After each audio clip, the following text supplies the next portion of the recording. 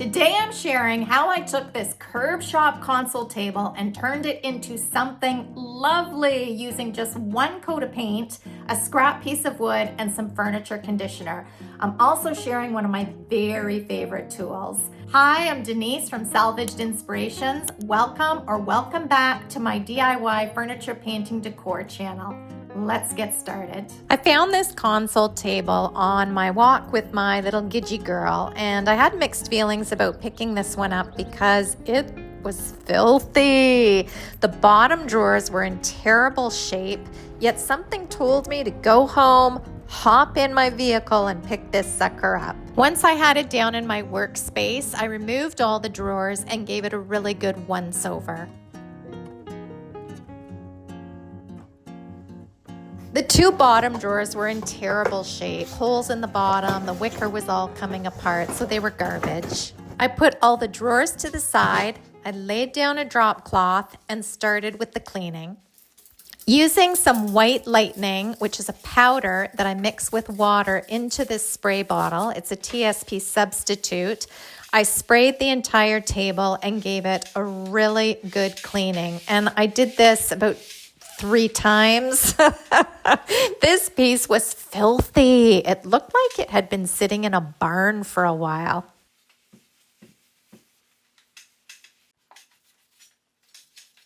But I just took my time making sure to clean everything inside and out to make sure to get all those drawer railings. And as you can see as I'm cleaning it, it's wobbly. Without the drawers inserted, it's quite a flimsy piece, and it even had the stickers A, B, C, where to join. I don't know if it's from Wayfair, Pottery Barn. I'm not sure where this piece is from. However, it's not a heavy-duty solid wood piece. But it got my creative juices flowing, and I'm going to share what I did with a scrap piece of wood later in the video. Once the body of the table was all cleaned, I moved on to cleaning these wicker drawers. Honestly, they were so filthy. I just wanted to take them outside and spray them down with the hose. However, the bottom is made of fiberboard, and when fiberboard gets really wet, it bubbles and warps, and I did not want to have the hassle of replacing the whole bottoms of these drawers. So cleaning by hand was the way to go with these.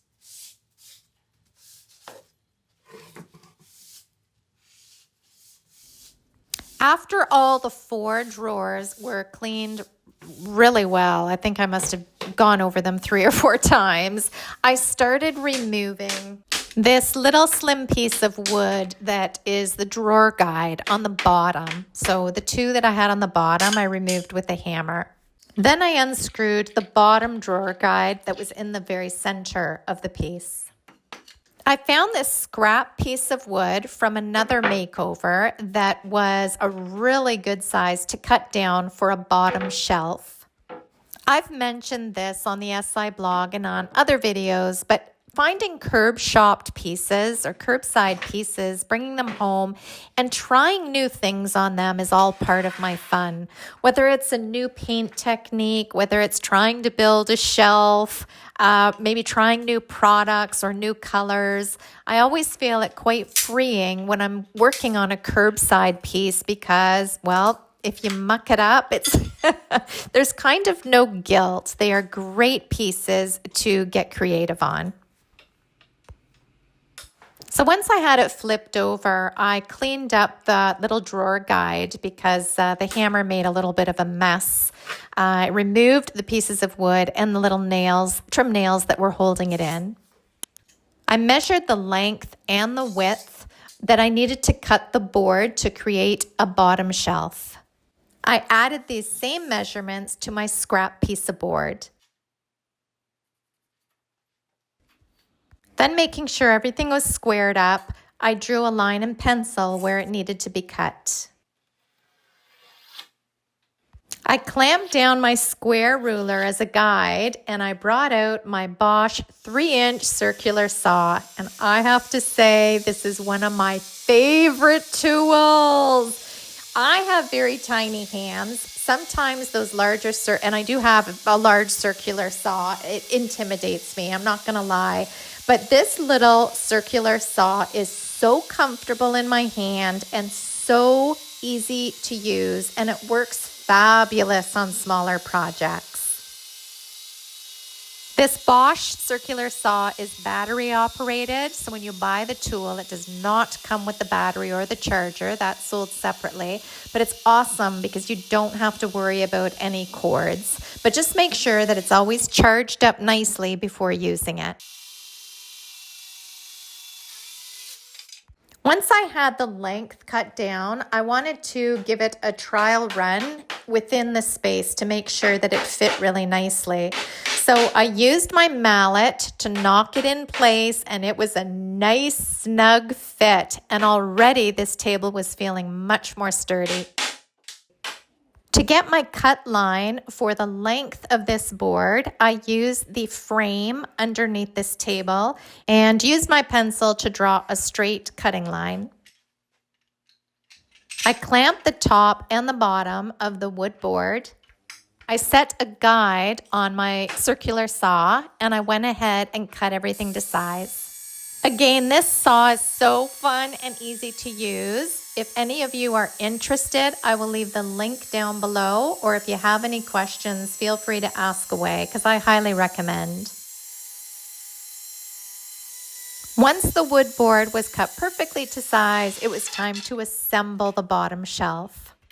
But there was one last obstacle about getting it perfectly in place, and that was that middle bar that ran right up the center. So I had to cut a notch so this board would fit in there perfectly.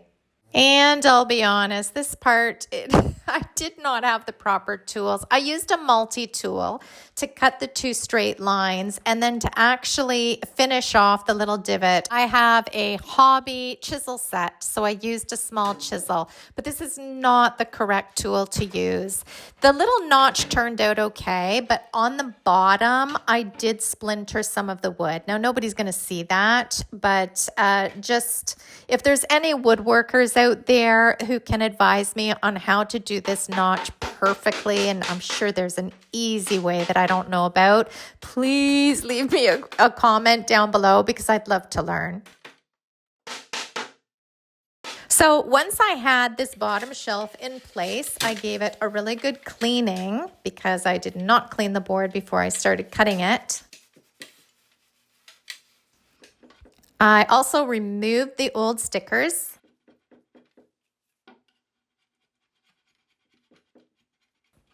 And then gave it a scuff sanding like the rest of the table had using a 180 sanding sponge. Before I started painting the table, I thought I would work on the drawers. So I took some Big Mama's Butter, which is a furniture conditioner.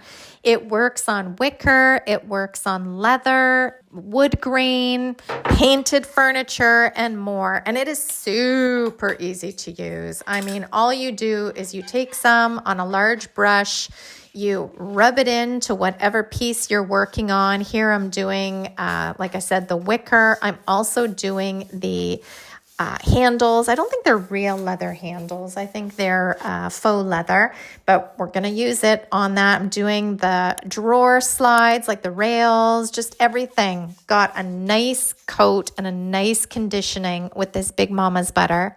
If you put on too much, which in some cases I did, you could just use a shop cloth and wipe off the excess. If you like some scents, it comes in some beautiful scents like flannel and orange grove. Here I'm using the unscented, but this stuff is awesome. And it really brought this wicker back to life. It looks so warm and lovely, and the different tones, the warm tones, started coming out really nicely. So now that the wicker drawers were looking pretty good, I wanted to choose a paint color. I originally thought black, but once I saw all the warmth in the wicker, I decided to go with burnt umber. And this is a silk all-in-one mineral paint. So it has the primer, the paint, and the top coat already included, which is a huge time saver for me. You know what? I'm watching this video as I'm doing the voiceover, and it's not called burnt umber. It's just called umber. But whatever it's called, it is fabulous. I've used it as a wash. I've used it as a stain. I've used it as a base for faux wood paint finish. And now I'm using it on this table. I've used it quite a bit lately, and it's an awesome color to have in my inventory. I used a 2-inch short brush to apply one coat. It only took one coat on this entire table. For the top of the table, I laid the paint on a little heavier than the sides, rails, and the bottom shelf. The reason being is I wanted a little bit of the natural original wood color to show through. And I have to say, as I was laying on this paint, it was already starting to look so much better. I'm always amazed at what a coat of paint can do for a piece.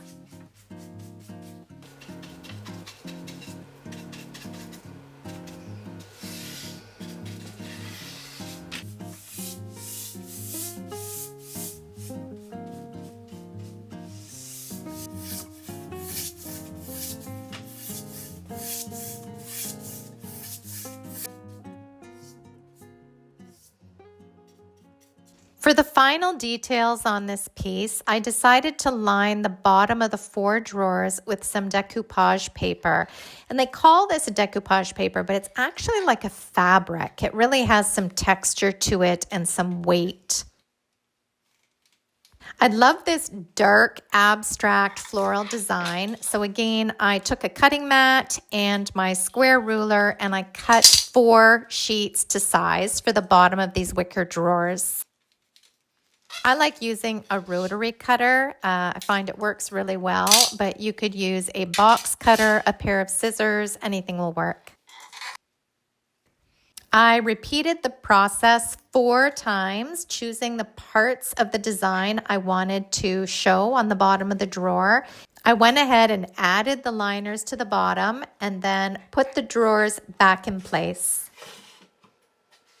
Now it was time to bring it upstairs to stage and style. But first, just as a reminder, here's the before.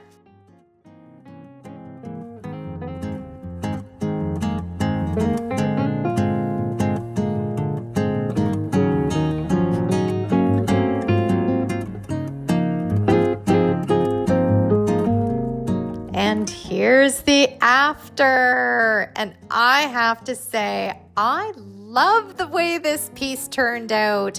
I'm so happy I went back for it and it's not in our landfill. I think this will get some great use for the next few years to come. And I can't wait to hear what your thoughts are on this makeover.